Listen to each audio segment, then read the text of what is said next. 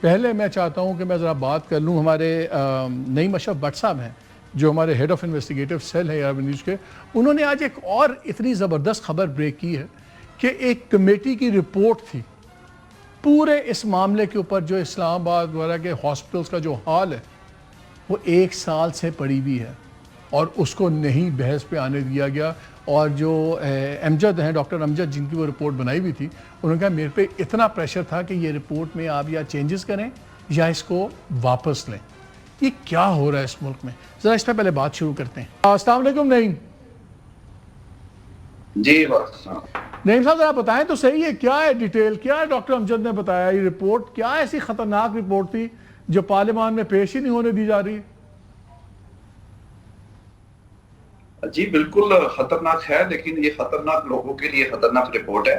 عام آدمی کے تو یہ فیور میں ہے اور اگر حکومت سمجھے تو ان کی بھی فیور میں ہو سکتی تھی, لیکن ظاہر ہے وہ ایک بہت بڑا مافیا ہے میڈیکل شعبے میں بھی, اور ویسے ان کے ظاہر لنکس حکومتوں میں ہوتے ہیں تو وہ اس چیز کو آگے نہیں آنے دیتے. بیسیکلی یہ رپورٹ جو ہے پچھلے سال جون میں یہ تیار کی گئی اور ڈاکٹر امجد جو ہے وہ ایک جو قائمہ کمیٹی ہے صحت کی اس کی انہوں نے سب کمیٹی بنائی تھی انہی ہاسپٹلس کے لیے جو اسلام آباد میں ہیں.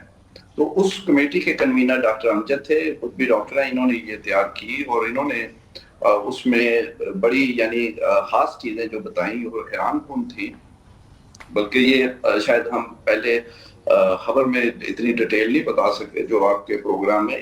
پہلی بات یہ انہوں نے بتائی کہ ایک انسپیکشن کمیٹی ہوتی ہے, ایک سٹینڈرڈ ہے پروسیجر کے جب بھی کوئی ہاسپٹل بننا ہے تو اس سے پہلے ایک انسپیکشن کمیٹی ہوتی ہے جو جا کے دیکھتی ہے, وہ چاہے سرکاری ہو پرائیویٹ ہو, کہ یہاں یہ کیا سہولیات ہیں ہونے چاہیے, ہاسپٹل نہیں ہونا چاہیے, ٹھیک ہے غلط ہے.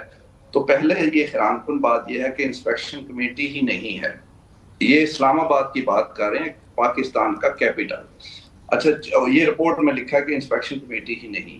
پھر اب انسپیکشن کمیٹی نہیں تو ایک رجسٹریشن کا عمل ہوتا ہے اور اس میں ہی پہلے انسپیکشن ہونی ہے پھر رجسٹریشن ہونی ہے. تو پھر رجسٹریشن کیا ہوگی, اور جو اسلام آباد ہیلتھ کیئر ریگولیٹری اتھارٹی ہے یہ اس کا ہی سارا کام ہے اور وہ وہاں پر جو ہے وہ گپلے بہت زیادہ ہیں. پھر رجسٹریشن نہیں تو انہوں نے یہ بھی رپورٹ میں کہا کہ کوئی سرکاری ایون ہاسپٹل بھی رجسٹرڈ نہیں ہے.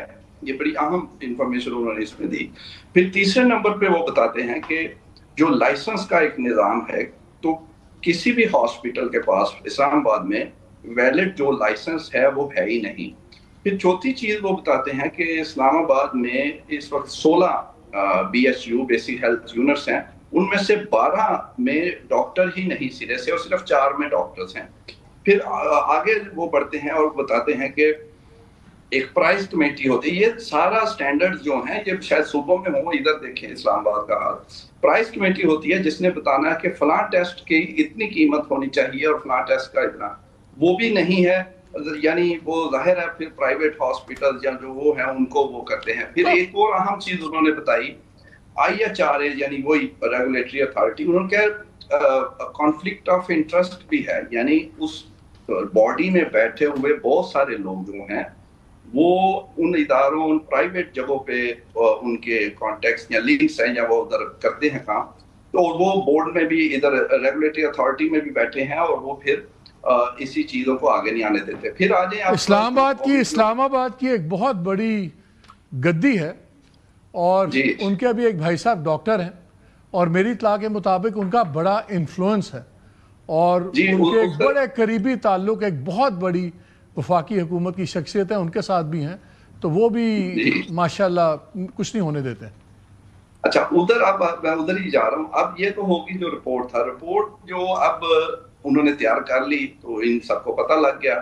تو انہوں نے پہلے تو کوشش کی کہ یہ رپورٹ آپ دبا دیں اور ظاہر ہر طرح کی انہیں آفر بھی کی ہوگی, دباؤ بھی ڈالا, سفارشیں وغیرہ.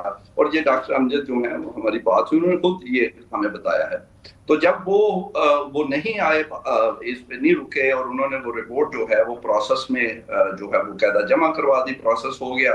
تو پھر اب یہ روٹین ہے, آپ کو پتہ ہے کہ پارلیمانی جو افیئرز میں وہ رپورٹ جب ہوتی ہے تو وہ تو اسمبلی کا یا اسمبلی آفس یا اسپیکر آفس کیا ہی وہ ان کی اسپیکر material صاحب سے ہوتا ہے۔ بات ہوئی تھی اس معاملے میں کہ میری رپورٹ سبمٹ نہیں ہو رہی؟ اسپیکر نے کیا کہا ان کو، یا صاحب نے؟ اسپیکر صاحب کا جو میں نے پوچھا ہے تو وہ کہہ رہے ہیں کہ میں نے تو قائمہ کمیٹی کو جمع اور انہوں نے آگے پروسیس کروا دی، تو میں کوشش کرتا رہا کہتا رہا لیکن کوئی لفٹ نہیں کروائی۔ وہ لگتا یہ ہے کہ کوئی اس کو وہ ڈائریکٹلی نہیں، وہ آفس کی بات کر رہے ہیں، پھر ہم بھی وہ آفس کا، لیکن بہرحال چلے آفس ہی کہتا ہے، ٹھیک ہے۔ نہیں، بہت شکریہ آپ کا، جی بڑی بڑی ڈیٹیل میں انہوں نے بتا دیا۔